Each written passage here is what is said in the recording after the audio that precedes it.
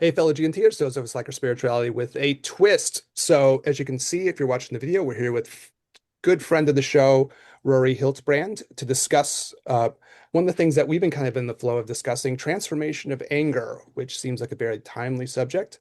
And so we wanted to give an episode where we kind of talk through these ideas, especially maybe from a traditional Chinese medical point of view, a Taoist point of view, kind of share our thoughts and hopefully provide things that we all can find useful for ourselves.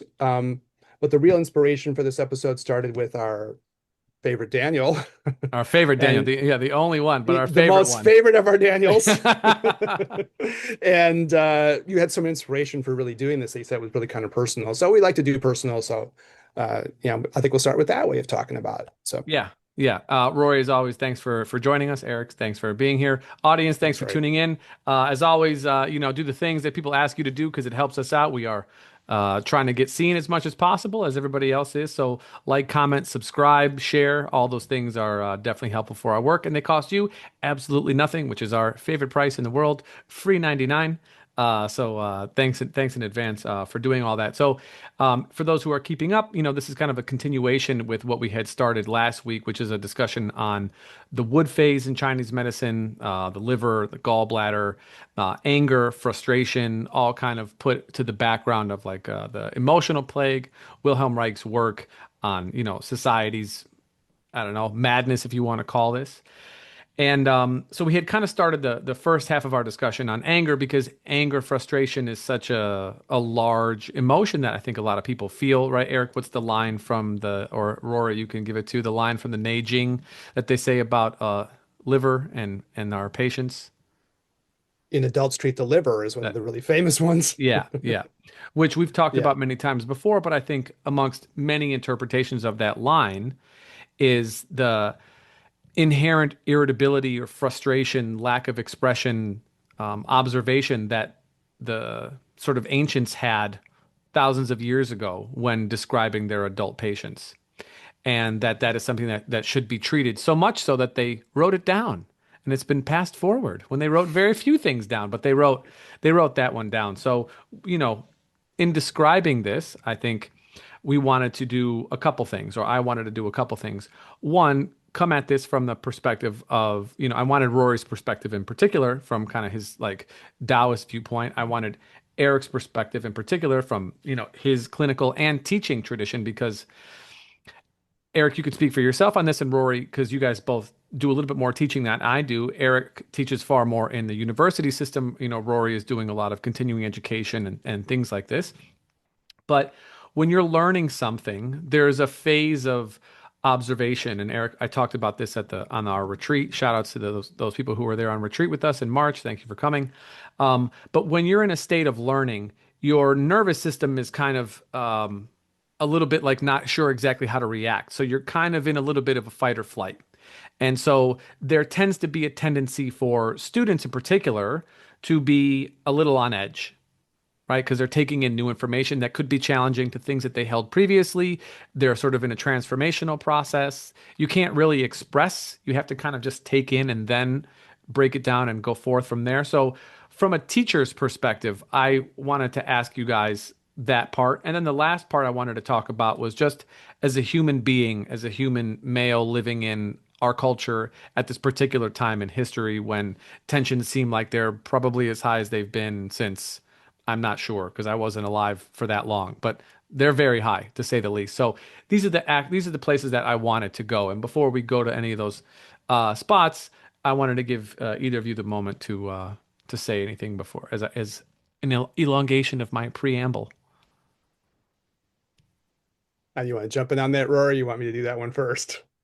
Sure. I mean, where do you want to start? Clinically, teaching? I guess maybe like a little teaching thing. You got something you want to share, and I can kind of give my 2 cents, or vice versa. Sure. So thinking about teaching, well, that brings me back to like, you know, in Chinese medicine school, everyone's so depleted, you're really using your spleen and the earth element we talk about in the way that we translate earth in the Dohan system is we don't translate it as like the planet Earth. We translate it as soil. and kind of the ground on which you stand. And so when there's a depletion of the earth element, it's slightly different from just that fear that we talk about. There's a sense of something missing. If you think about the earth as like within the cosmological view of the five elements, it's kind of like the glue between all of them. We process things, we, make narratives out of all of these intense and confusing emotions and string them together through this earth element. And so we're really tilling the soil there. But it's one thing, kind of like you were talking about the sensing, picking it up after you kind of, there's a difference between uh adopting, learning a theory and adopting it to the system. Hmm. So I think in time, clinically, you really get a better sense of what these things actually mean. And, I could talk about, I see it a lot in hyperinsulinism. I see it with patients as affecting the nervous system. They get that anxiety of like biting their nails and this feeling of like something's missing and there's a problem that needs to be solved. And I don't know, I can always go off on tangents, so I'll let you take it from what you were thinking, Eric. Yeah, I wasn't thinking about this when we were coming in the episode of what it means to be in the role of a teacher or something like that. But I suppose like what like happens with what that kind of like brings up for me is I do classes on like Chinese medicine and psychology, right? It's just part of what I end up teaching. I had like a psych degree before I went into our TCM world, and so this question has always been kind of deep for me. And so I end up talking a lot about anger. I do kind of buy the idea, if we get back to like different phases, you're kind of emphasizing the other phase. We'll talk about the relationship between earth and wood. Curious to hear how that gets visualized in the way you were talking about, Rory, because you're kind of presenting it like as soil. And I think that's a powerful way to do that. Right. And then I'll double back to you to hear what you think of the how the earth interacts with that. That's a cool thing to talk about. Right. But I think, I do emphasize this idea of like in adults treat the liver, or there's this other classic saying that goes, the liver is the thief of the other organs, one of the other really great ones. And I guess if you translate that into um, emotional talk, as opposed to just talking about it as a physical system, but you get into like the internal aspect of this, right? That means in a certain way, anger is the thief of everything else or something, right? It can operate as a thief. And so I try to present students with that set of ideas, right? And then you try to like go, we all have our own emphasis of what we think is important diagnostically and clinically, but I do try to get that across to people and then how you can translate that out into, either concrete TCM treatments or just thinking about what it means to think about what it means to be a human being and think, okay, if this is going to be in some ways acknowledged as such an important emotion, right? Well, then, how do you think about that as a student of our field, right? You can always reflect on that in your own life. And I ask people to write papers of self-reflection at times, right? To go, okay, which of these emotions do you feel is like very prominent in yourself, right? And so you can get people to self-reflect within that, and then you can also get people to think about it like, okay, let's at least tentatively take this idea that this emotion is so strong as parts of Chinese medicine is saying, right? Then what does that tell us clinically? What does that mean in terms of how we're going to like think about that? And then also like psychologically, how does that change how we look at like, patients, but even ourselves or the people in our lives around us, right?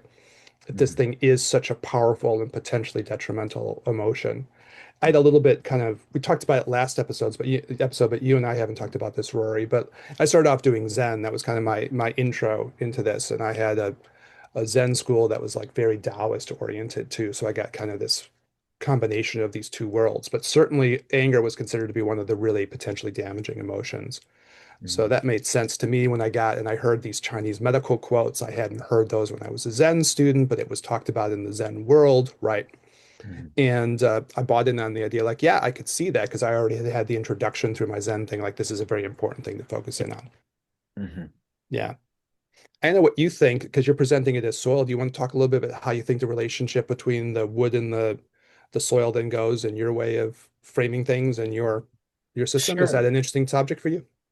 Uh, Yeah, I mean, we can just kind of expand on that, just how maybe the Dohan system looks at it a little bit uniquely, kind of the five elemental emotions. And you know, it's interesting thinking about it, taking the pulse and thinking about that quote for treating adults, treat the liver. And so much of the time, so when we view the pulse, when we look at the Wei Qi field, that like the most superficial level of the radial pulse, we're thinking of that as their emotional state in real time. And so, so much of the time with adults, you see, at the guan, it's blocked off, not going to the sun, especially on the left-hand side. You see that liver gallbladder kind of pouncing and not moving forward. So we look at that as a diaphragmatic constriction. So for Roy, just pause for a second for our non-Chinese medicine listeners, which is basically everybody.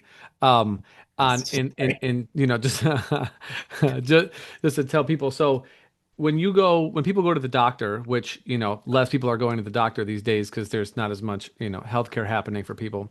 But when people used to go to the doctor, they'll get your pulse. They take your pulse, right? And normally they take your pulse and they're counting, whatever, how fast, how slow. When you go see an acupuncturist, Chinese medical practitioner, that we're taking the pulse as well, but the pulse is being taken, yes, for speed, but there's far more tactile qualities that the radial pulse gives us, and it's not just on one side; it's on both sides, and each side has different, I guess, markers for internal happenings that give us as practitioners ideas as to what's going on. So somebody can come in and say, "Oh, I have a headache," or "I'm X," whatever the symptoms might be. We're going to then feel their pulse and try and get a sense for what's happening internally as to give an answer for why it is that they are feeling the way that they are feeling. So what Rory is describing henceforth is a description of that. Through the magic of Chinese wisdom, they kind of realize like all the different parts of the body can reflect the whole. You can think Mm, of that kind of like holographically. And so you have to get your mind around that way of thinking, and and we're going for it in this episode. hmm So when Yeah, you I get probably that way, you go, I can feel things, I can learn about your entire body by looking at every individual part. And that translates down to even things that you can feel in the pulse, right? All the information is always there in each little spot. And then, you do get this idea that we can get information about what's happening in the internal organs by like different information that's happening under our fingertips, under our very fingertips, And right? So and Rory's referencing that. Yeah. Rory Deep Chinese medical idea. Eric studied with under Leon Hammer's main student or under the Leon Hammer's system. You know, Dr. Karen Bilton, great lady from Australia. Yeah. Yeah, and so Eric's taught some of these classes here, and there's some tricks, that in pulse taking there's tricks. One of which is for a mitral valve prolapse, Mhm. and I am 7 for 7 in my career for guessing that thing. So, for people who are listening to this, they're like, "What? That's bullshit. 7 for 7. That's 100%. I'm better than Shohei Ohtani," and he's. And he's the greatest. He's the GOAT. And he is the GOAT for sure. Uh, For sure. So, anyways, It Rory, is we kind of didn't wild mean when you to. think about that. I had like a tale, and I'm sure we all have our own tale, but I was like, we'll do it personal because we like to do it. But Yeah. I was at like like a, a camping trip, and it was all the adults were kind of drinking, maybe getting a little high, playing their guitars, singing some Johnny Cash songs. The kids were all running around, and I had a lady who's an anesthesiologist, and she came up and she said, "This Chinese pulse." Is bullshit," And I was like, take my pulse and tell me something. I was like, I don't want to take your pulse. It says nothing but bad things.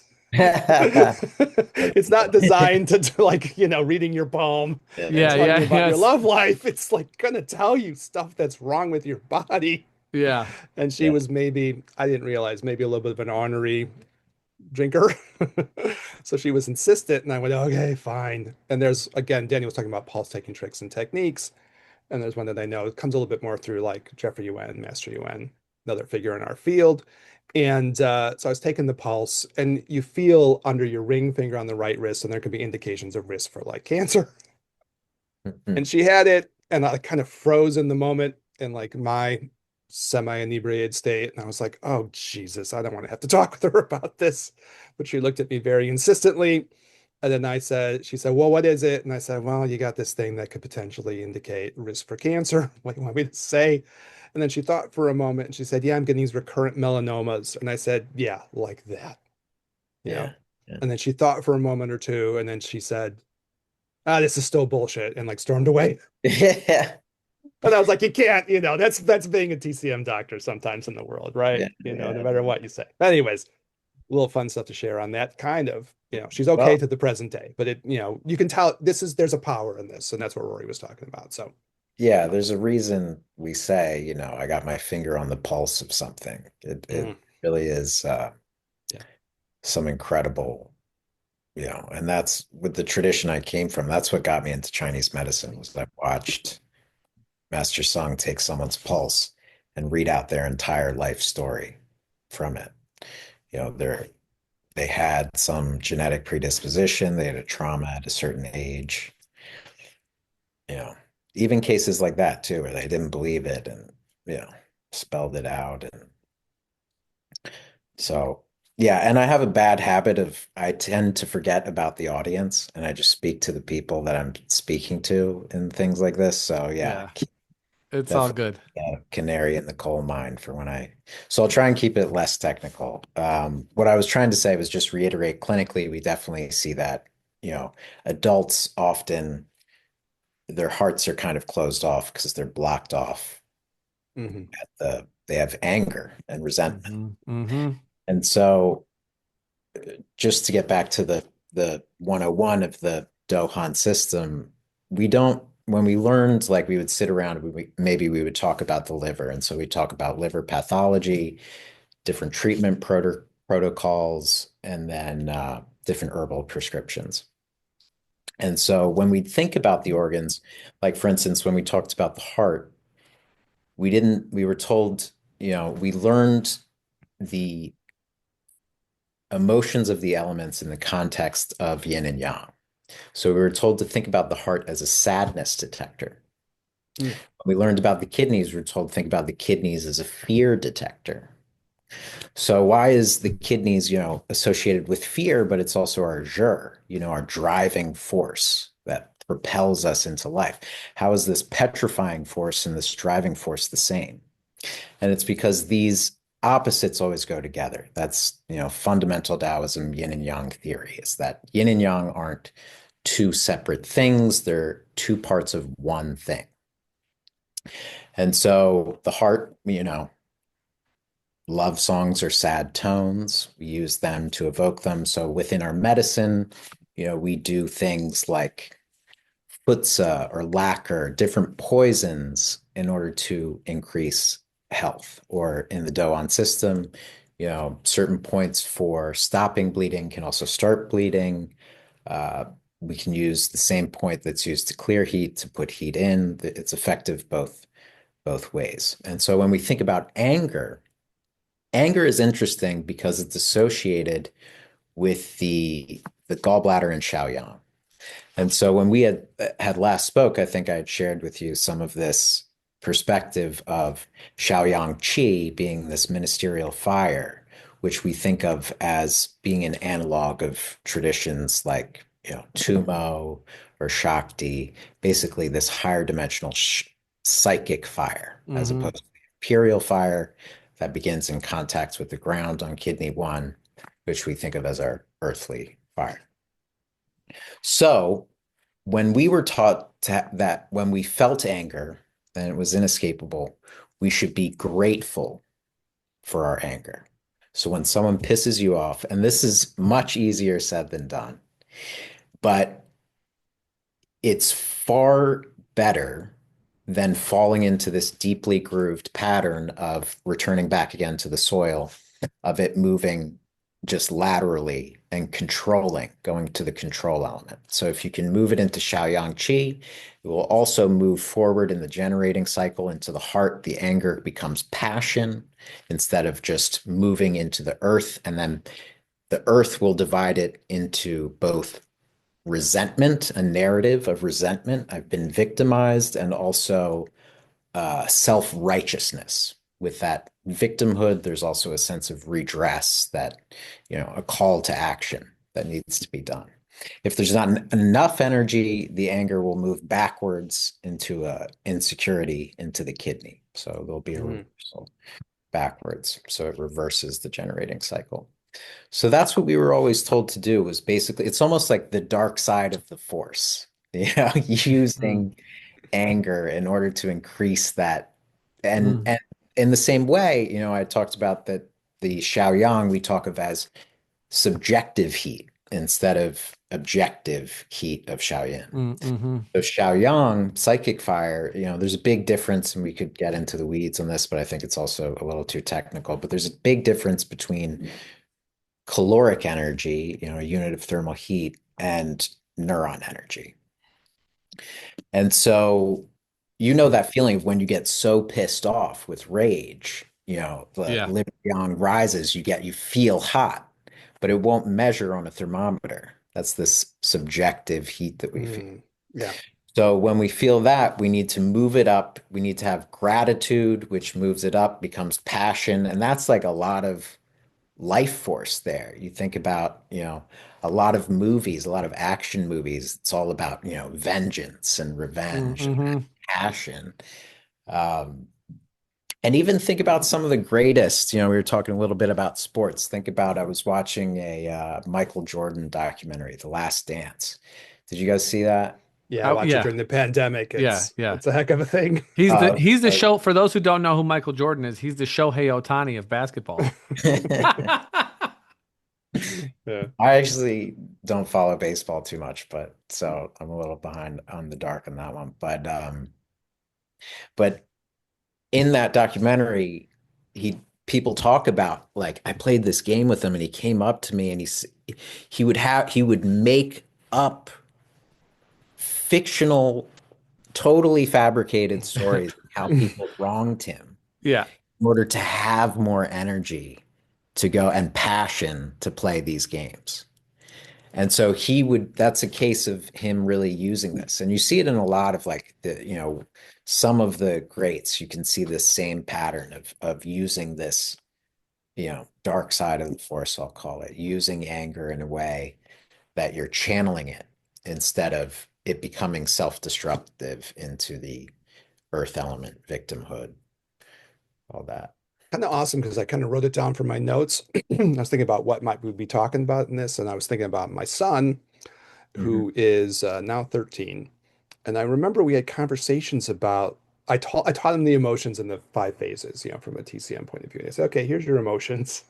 And we talked about anger, and I think he was dealing with kids at school who were screwing with him and how do you handle that and what do you do, and the Hmm. anger that comes from those experiences. But we had conversations just about anger just in general. And I like I love what you're saying there because I agree with it. You can take those emotions, and one way of framing that is you take them and you move them from wood into fire in Chinese medical thought, right? You go from the wood phase and you don't let it stick there. Almost what you were describing when you were talking about your diagnostics with the Hmm. pulse taking. You have one pulse that's more associated with the liver and anger, but it won't connect to the next one, right?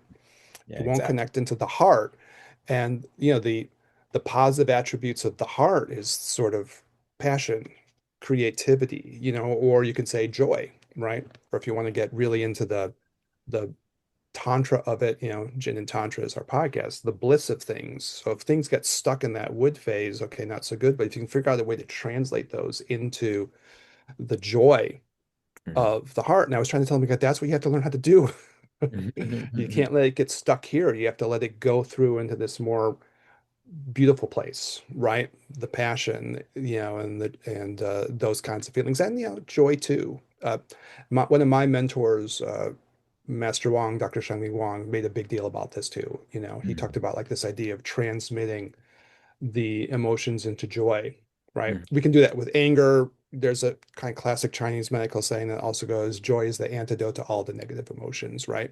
Hmm. But special relationship with anger, even like, can you learn how to take that anger and transmute it into something that becomes the fuel, like you were talking about, Rory, of something that is passion, creativity, and so on. Sometimes I guess it's a dark side of the force.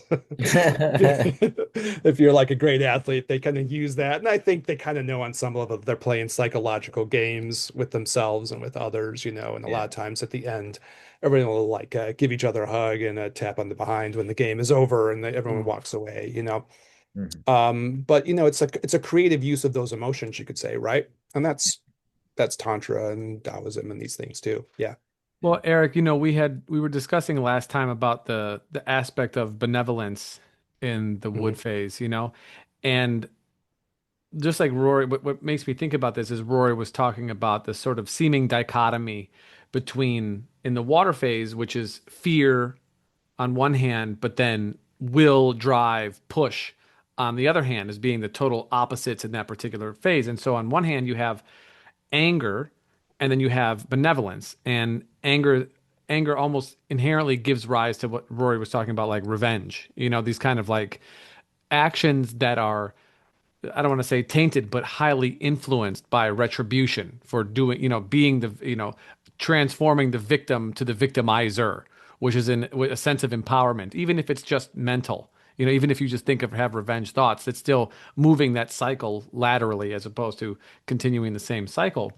But the harder thing to do, which is much harder thing to do, is in a state of anger, um, move to do something for somebody else. Move to a state of benevolence, which if you're doing it for someone else or in a communal sense, then you are automatically moving then into the fire phase because that has the aspect of spreading, the aspect of giving, in a sense. And if you can use, Roy, I like how you brought that up, this idea of or the sense of gratitude for what it is that you're experiencing, then you might free up some of the influence that anger might have on your actions that would make you do something maybe slightly more negative to something that you can do that's positive, which will a help other people, but more importantly, more selfishly as human, help ourselves in the process deal with whatever it is that we are dealing with that brought us to that particular place.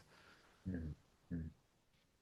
Absolutely. Well, I feel like, it's not just in our perspective of Taoism, these elements being a small subcategory of the numerics. It's not just, applied to the human body or emotions, we can call it medicine, but we really view it as life itself. So naturally, we go through all of these experiences and they follow this kind of trajectory. We're often spooked into anger, you know, Mm-hmm. you know, and if you're driving and someone comes in or you make a mistake, you'll often be if someone scares you, your next thing is, oh, you bastard. You know what I mean? Yeah. So it's very natural to follow these cycles. And so you can go any direction. Like, just fundamentally, you can use the control cycle. If you're very resentful or angry about someone and you get a call, hey, your dad just died, immediately that grief will dry that resentment. It will Mhm. put things in perspective and you will not, I can't believe I even felt that way. And so these things are happening all the time. And we can think about wood itself when we look at it in its yin and yang pairs. It's anger, which is this destructive force, Mm-hmm. and then it's creativity. You think of it as creativity. So a lot of times I would think about Beethoven when I almost like this classical rock star, like dun dun dun dun, like kind of aggressive, but also creative. Or if you look at, the greatest technological advancement is during times of war, or if you look at the physiology of the liver itself, there's two, it stores the blood. There's two aspects of the blood. We have the red blood cells and the white blood cells, or killer cells, we call them, and then our, nutritive yin qi. Um, Understanding the earth a little bit deeper, when we think about the earth element in the Dohan, we also kind of view it as like a time time extender, time release. So if we, when we process our emotions, we're digesting them over time. It's not just one sharp experience.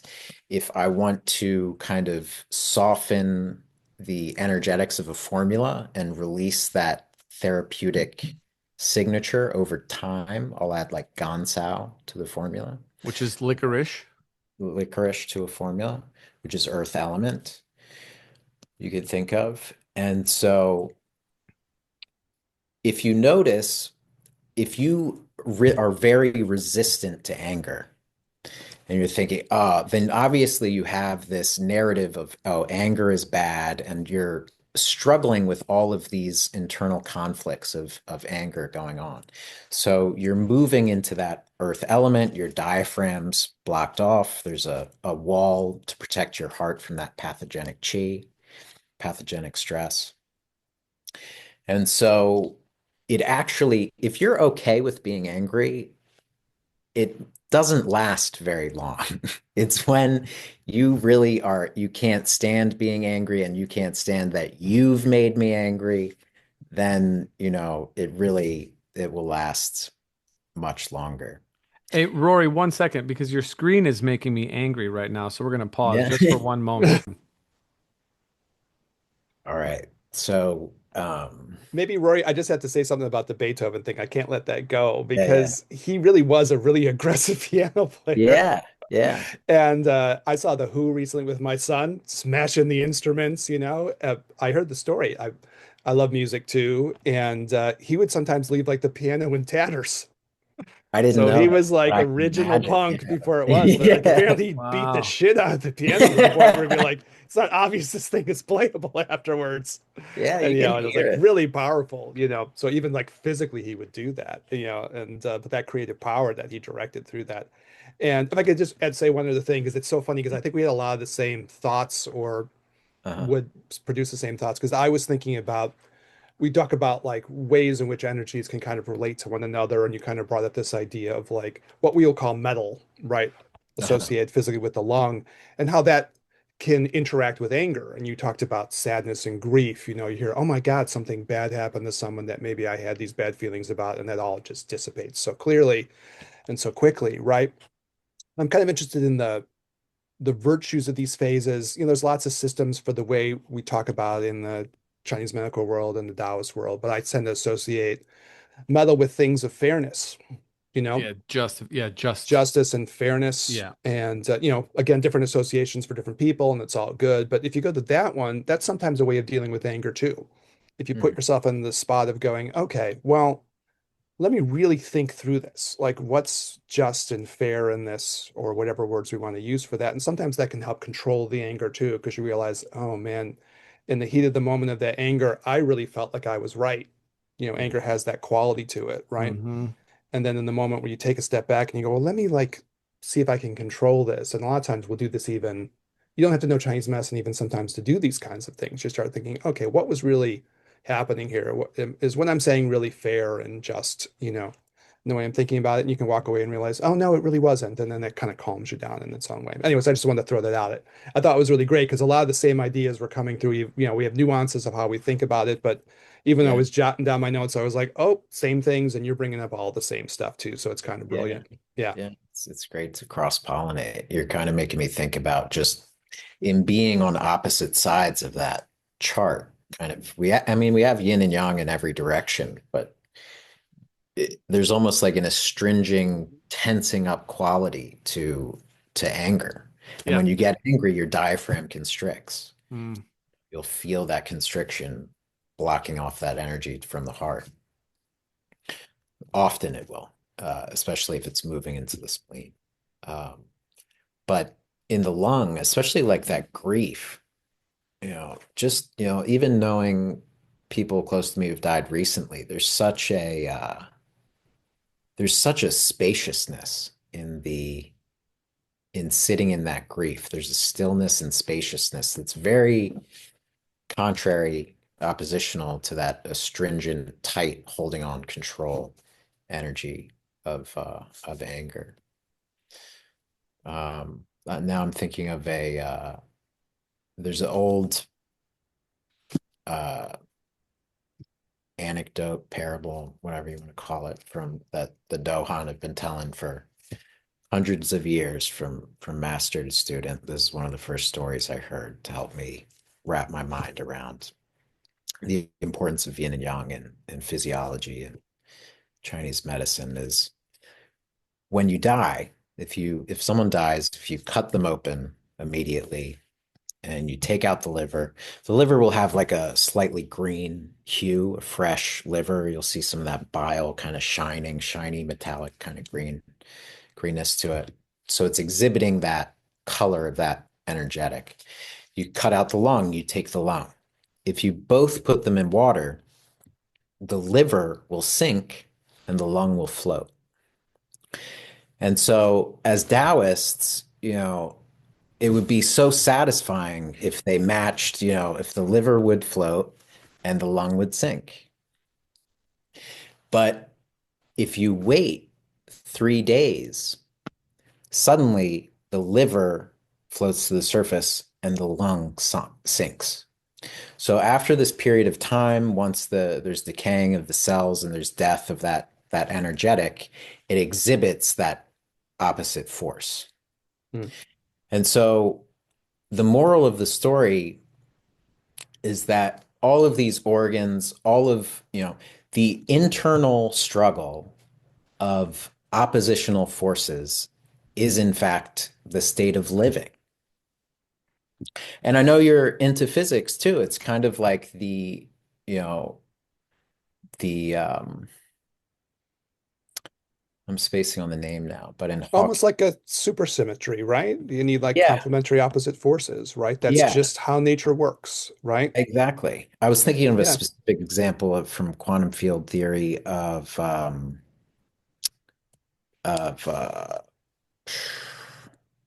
some type of particles that exist in such small time frames that they're Oh, called muons, things like that. The it's, muons and the little it's tiny little, they show up in the chamber and then they're gone.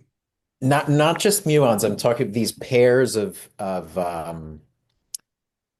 positive and negative, so like the particle and Yeah. antiparticle Antiparticles. Yeah. that appear Supersymmetry theory. in quantum fields. Hmm. Oh, Um, yeah. That's Well, the okay. theory of supersymmetry in any case, we got it for in any people. case, Yeah. okay. Yeah. So Yeah. there's Yeah. these Supersymmetry. Hmm. in the quantum field constantly, in empty space, these particles emerge, that in these pairs. Oh, yeah. And They do come off in pairs. Yeah. Yeah. Yeah. Hmm. yeah, yeah. So in perfect symmetry, they have this energetic balance. And then in the case of Hawking radiation, the negative energy goes into the black hole. And so it has Hawking radiation. So they actually do exist, not virtual particles. Okay. Again, so But they're virtual. actual. Yeah, so they were called virtual because they exist at such minute timescales that we thought we'd never see them. Then Hawking predicted that we'd have radiation because of them, because of the intense gravity near the.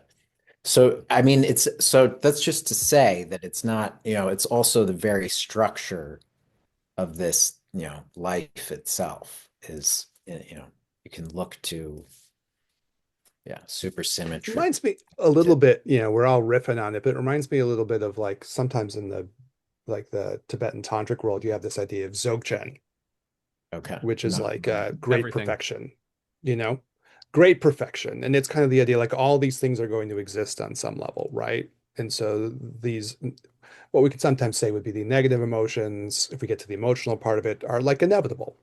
Mm. They're just embedded into the fabric of things themselves, right? And if you can recognize that part, John was talking about that. These oppositions are in the fabric of reality, Yeah, right? yeah, They're like in a woven sense. right into the fabric, right? Yeah, That we it's a exist kind of within. yeah, it's its own perfection. And I feel like once you really adopt this view of yin and yang, not as, you know, as husband and wife, we fight to stay together. You know what I mean? The when you can appreciate the sad tones of a love song, like, in your most tender moments when you cry, if you can, the greater the negative force that you can hold and embrace, like excitement is the embrace of fear. the embrace Mm. of danger. And so the excitement that you can experience in your life is totally symmetrical, proportional to the amount of fear that you can hold. That was like sort of at the heart of Zen training. It's interesting that you say that because I had that experience going through that. I didn't mean to cut you off. Sorry about No, that. no, you're good. Yeah, But yeah. like, I was like, it was so amazing to me because I was in my 20s. I was a younger guy. I grew up in a house where there was a lot of anger, so I had to deal with those emotions, but fear too. I grew up in a house that was kind of violent. Mhm. And what I realized is I was doing that training, which isn't easy. You could. It was more of a spiritual marathons if you do the Zen retreat rather than like what people think. Yeah, It's yeah, not. It's not like the easy time out in the woods and yeah, people are playing flutes and yeah, yeah, it's not like that. It's intense, right? yeah. Japanese, hence intense. But spiritual training can be intense and it can be good for you, right? And I Mhm. had exactly that thought. I realized like, wow, this is like it's almost like if we get to some of our physicsy kind of speak, it's almost like being a capacitor, right? How much capacity do I have to Mhm. Mm. hold this? And my greater capacity it is for me to hold these things, the more I'll be able to actually live, right? And it'll translate into activity and the joy of living and the overcoming of the fear that keeps you away from experiences and all this wonderful stuff. But it has to do with, do I have the capacity to hold Mhm. that? And part of the training was I realized like, oh, that they're increasing my capacitance and increasing my capacity and increasing my capacity. And the more you can hold of that charge in a way, the more you can be alive, right? Absolutely. That's really how we view Tai Chi, medicine, life. The more yin and yang you can separate and hold, the more life you have. And we say your capacity is mediated by your sanjiao. So I told you this perspective. Basically, how much nerve do you have? When you say someone's got a lot of nerve, they can handle more life. They can go deeper into the fear. And somehow just that understanding of, when you have that negative emotion, you're not as far from the positive as you may think. And when you can blend them together, like when you can, you know, be, at the birth of a child and feel that sweet heartbreak and simultaneously with this incredible love, you see that they're not meant to be separated. It's a coming of together that's really this, you know, Tao. This is the I that binds them together. So we probably got about 15 minutes, before we have to depart for this evening. And with this last section, I wanted to give a bit of a premise and then look at this from we've kind of done the teacher, philosopher sort of, medical perspective. And I want to keep in that vein, but now maybe shift towards a practitioner patient relationship. Okay. And the premise is this. And this is, and also this is the kind of human part, right? Because we're people and we study these things, and this is how it works in an ideal. There's no forces around us. We can say these things, and it works well. But sometimes within us, it's hard to find the gratitude when you're, really inebriated with the sense of anger or frustration, or you're inundated with it constantly, or you have it coming from numerous fronts. It's difficult to kind of parse, but the goal is still to work towards that. So that's in a good spot. So I see patients, Eric sees patients, Rory sees patients. And we would be lying if we didn't give some observation, some moment of observation for the world that we are currently in right now. The political climate, the societal climate, the immense amount of division, the immense amount of violence, the immense amount of acri- um, acrimoniousness that exists, right? It's very, very high, very high. Some people don't view other people as human beings. They don't, we have a hard time agreeing on like basic rights, like peoples are human. They deserve, the opportunity to succeed or fail based on their own whatever, right? So people are feeling all kinds of ways about all different kinds of topics now. And, one reason for this, I think, is definitely social media makes things worse. The isolation is increased. The opportunity for people to find others who have similar weird views and then gather in little clusters and say, "Did you read this? Did you read this? Did you read this?" They get their news from memes, which is like the weirdest shit. No source, no nothing, just a picture of a cat and some random bullet point that somebody made up. They're like, yeah, I fucking, people reacting off obvious fake AI videos. Like, I knew that's bullshit. You're like, it actually is bullshit. It's not real. You should probably pay attention to this. But I feel personally, and I believe that you all see it in the clinic because I definitely am, the sense of increased pervasiveness of life, outside life, societal life, communal life, in people's personal lives because everybody's being affected by things. Where I think for a long time there was this idea that, like, oh, what are you worried about? It's not affecting your life. Why do you care? Why do you care? Why do you care? And the poem that not many people knew about, now everybody knows it, right? At first they came for the whatever, the communists, but I didn't care because I wasn't a communist, and they came for the laborers and I wasn't a laborer, so I didn't care. And then, so on and so forth. And eventually they came for me and there was no one left to save me. So this kind of thing of, like, ever increasing rings of stress and things like this that are kind of surrounding people now that are touching people's lives in a negative way. I find that there is a far more increased sense of angst, sense of frustration, sense of anger, sense of irritability. I have not had, personal road rage has not been an issue for me for many years. I felt like if I was going to be a kind of well-balanced person who was meditating and doing my thing, that, like, I shouldn't be afflicted by somebody driving like an asshole. Like, that's there. You know what I mean? And we can all watch traffic and how people get overwhelmed by, you know, being 4 minutes behind where they were supposed to be. Okay, fine. I have noticed for myself over the last couple weeks, man, I'm begging people to get out of the car. Begging, begging. Please get out, sir. Please, sir. I would love to put your teeth on the ground. I think you've been paying health insurance for all these years. You've never used your benefits. Now is the perfect time for you to see how good those coverages actually are. And the fact that I have had multiple experiences where, people are looking at me and I'm looking back at them, and this, I'm like, okay, this is a thing. I am not an unregulated person. Of course, I'm not devoid of emotion, but also I'm like, this is weird. This is something extra. Then of course, everybody has eyeballs. They can watch the news and decide what they want to react to and have some kind of feelings about.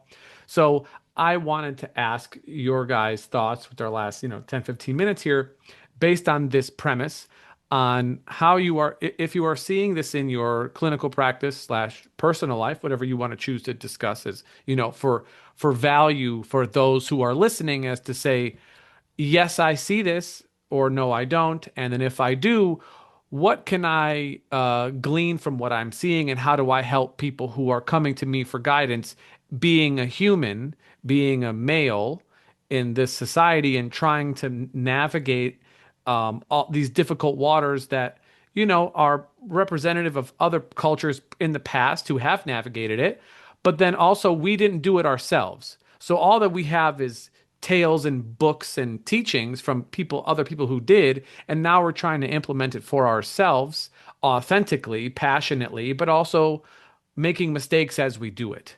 You know what I'm saying? So, I've given sort of my, mid-stage preamble. I guess it's a post-amble at this point, and I wanted to hear what you guys think because I'm genuinely interested in both of your thoughts. That's why I have you both here this evening. So, I'm playing three-dimensional chess. You want to go first, Rory, on that, or you want me to take a tumble at that, or how do you want to do it? I'll throw it You, to you since you're the guest in the house. you go first this time. I get to go first this time. I'm not sure if I went first last time or not, but it's okay. Yeah. I joke. No, I was smiling when you were talking, Daniel. I was like, had the mic off, because I want to like create any sound over like you're sharing your thoughts and your feelings about that. But I was smiling. So if you're not watching the video, you wouldn't see that. But I've actually heard that exact thing from other people where they'll say like, yeah, I'm waiting for somebody to say something wrong and I'm gonna hop out of the car because I'm so, I feel it so deeply, Mm, and it's complicated times, obviously, right? And I'm living in Chicago and it's complicated times in Chicago for us, right? We got military helicopters that are right outside my window right now, right? that are kind of swooping by.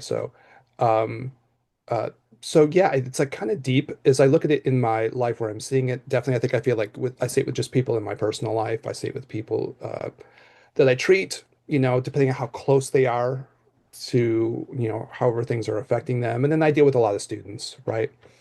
I have a lot of students from different parts of the world and people who are scared, right? So all of that's very real, I think. Um, the dealing with it is interesting. We've been kind of talking about what to do with some of these emotions like the whole way through. Fear and anger are like probably the deepest emotions that you're going to have within these Mm-hmm. contexts, right? Mm-hmm. And how do you start handling them? As I was jotting down my notes for this, I started thinking about the Tibetan cultural experience of this too, because I have connections to people from that part of the world, right? And how they had to deal with, the really strong feelings.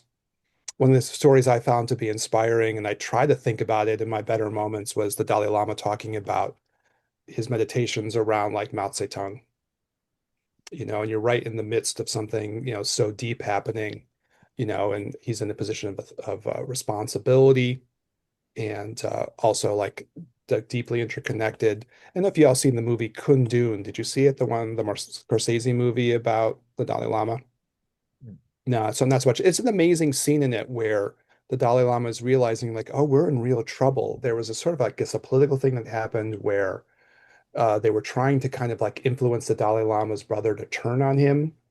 And the Dalai Lama in the movie, it's very powerful because he says like, oh, that's what we're dealing with. We're dealing with something where there's an element of like they think my brother's going to turn on me if they offer him money and things. It's a powerful scene. So the Dalai Lama talks about this, having to go through and deal with these very powerful emotions and these very heightened, political situations. And he talks about, having to do one of the classic practices, almost what you were talking about, Rory. Can I open up my heart so much that I can even hold the openness to the people who are on the opposite sides of such a, an existential conflict like that? But can I do it? Can I be open enough? And there are meditations that Daniel and I have talked about when what you were talking about, the opening of the heart and then allowing feelings of love and compassion to happen, even for people where that's very difficult, right?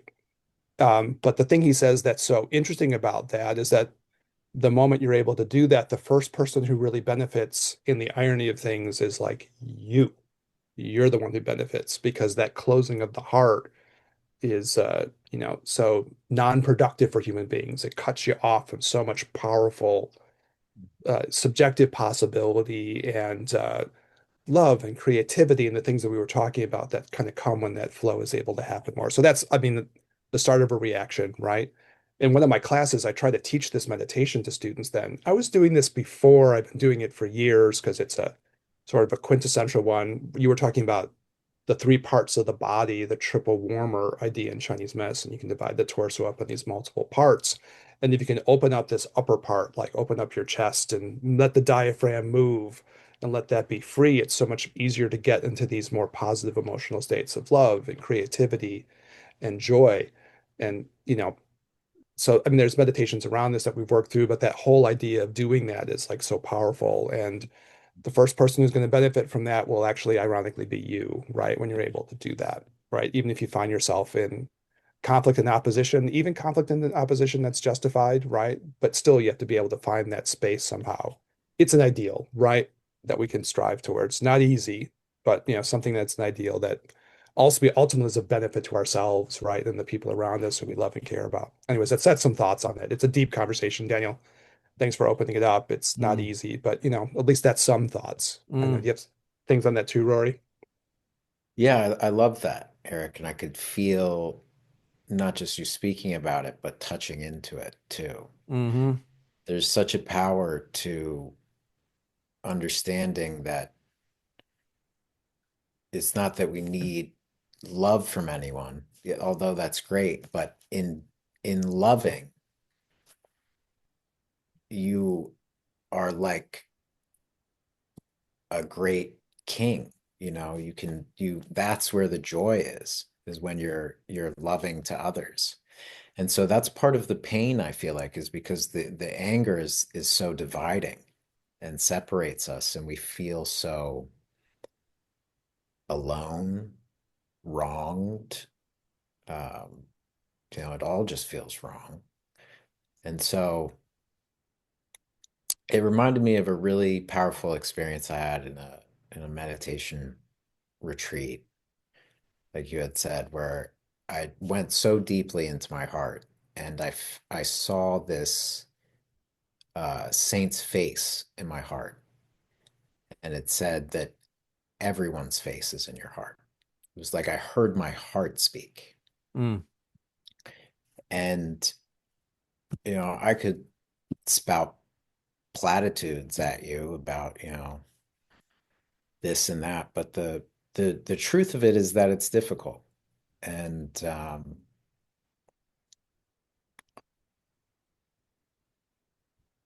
yeah, if someone came into my clinic talking about that clinically, I'd talk to them and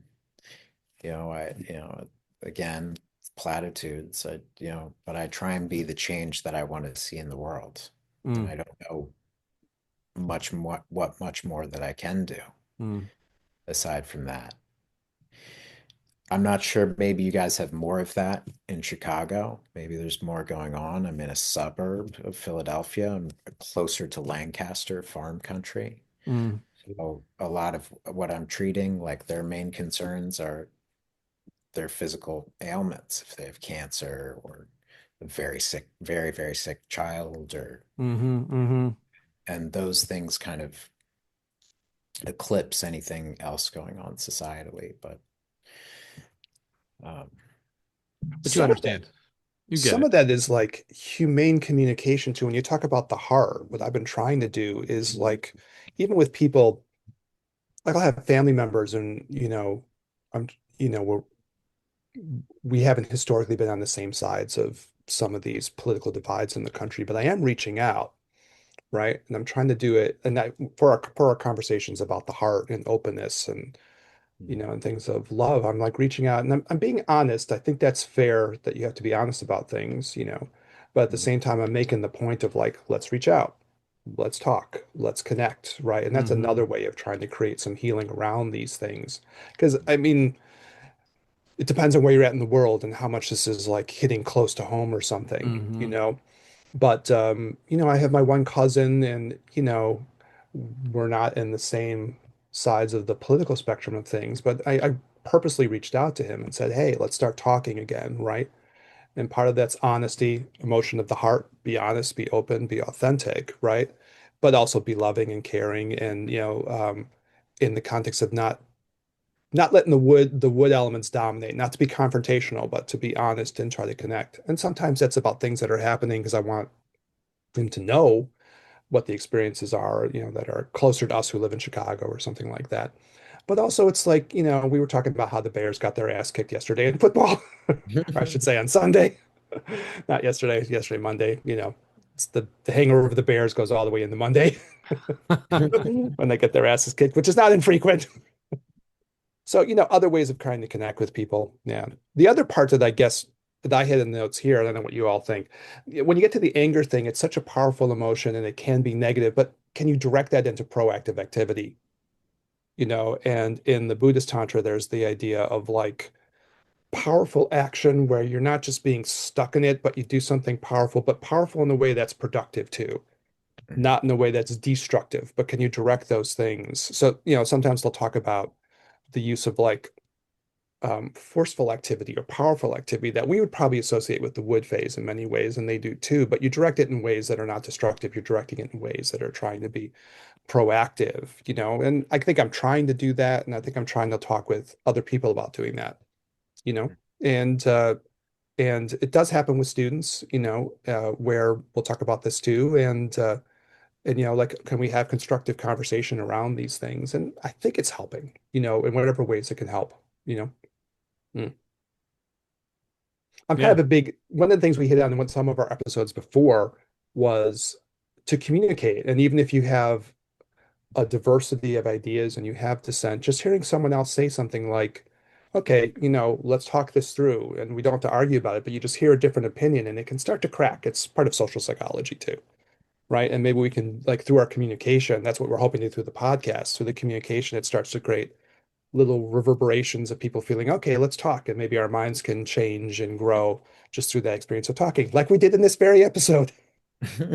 As we get to the end of it, we learn from one another, right? Yeah. Definitely. Yeah. Yeah.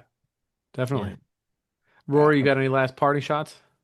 Well, yeah, I think that's so important. Is just making the connections. I feel like when you're stuck in that anger phase, there's this, we become prickly. We kind of isolate from the other. And I think communicating, making bridges, the dam has to crack at some point.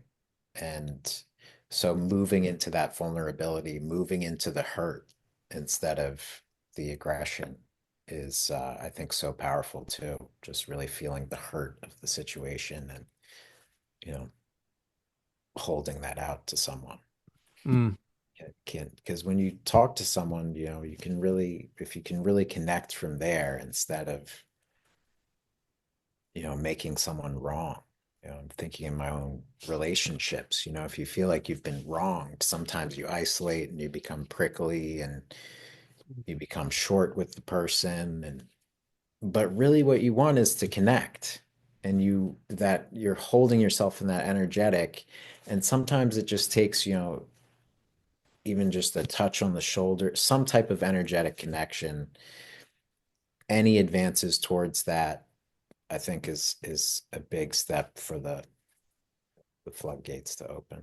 yeah. And maybe it's like the drops of water. If the drops of water keep falling, eventually you get more and more water collecting, and that's what can open the floodgate, hopefully. Hopefully, yeah, Yeah, I like the metaphor you're talking about. Eventually the dam has to break, right? yeah. Yeah. Yeah, you get more Or things going just on. Little drops of water and drops of water, and the water will eventually build, right? And that's how you get stuff going. We yeah, we get to better places. Yeah. yeah, or the dark side of the force, like Daniel was talking about, and check their medical insurance. That's another Some, route. you know what That's where I all mean? I the wouldn't flowery advise talk. that one. You know what I'm saying? Let's see that insurance card, boy. You know what I mean? That's very thoughtful of you, Daniel. Yeah, First, you that's want to see right. the Oh, you're insurance good. card. You're good, right? Toss Yeah, me the You're card. covered, Where's right? your insurance card before I Uh-huh. clock in? yeah. You have Good. insurance? Okay, I A wouldn't want to very put you in trouble. Yeah, no. Wow. hard-earned sentiment. I'm trying to give you a hard physical time, not a hard financial time. I got a heart, man. You know what I mean? That's Buddhist compassion in action, Dayton. Daniel. Right? Thank Yeah, you. yeah, yeah. Buddhist Thank compassion you. in action. Yeah, First, show me your that's insurance right. card. Decent coverage. Okay. Yeah. All right. Okay, fine. Not bad. I can open the whoop ass. Did you Okay, I get this wouldn't on put you in this spot Marketplace? otherwise. Really? What's your deductible? My God, it's amazing. Uh, Oh, all right. Well, Eric, thank you so much Yeah. for always joining us. Rory, a pleasure to have you on, my friend. We look forward to when your book comes out, and we'll early Yeah. shout out for that, but we'll have you on to talk about that once we get a little bit closer to that project being released. And thank you Actually, for your definitely, Rory, all my TCM people who like our participant. I have lots of students who listen to this. So I definitely want to hear you talking about that. So we'll do it. We'll get as technical as you want, right? For yes. oh, those folks, and we'll go Yeah, for it. we But won't, thanks so much for I coming won't on. hold you Greatly. back with the general audience at that point, Rory. We'll let you just cool, cool. Yeah. yeah. That's my big thing. The essentials of the perfect numbers. That's what I'm calling it Okay. Oh, awesome. for 66 of the Sulan. Great. We'll make it. Great, Yeah. Thank great. you guys so much. Yeah. It was fun, and it was also touching. So I didn't expect that. So Yeah.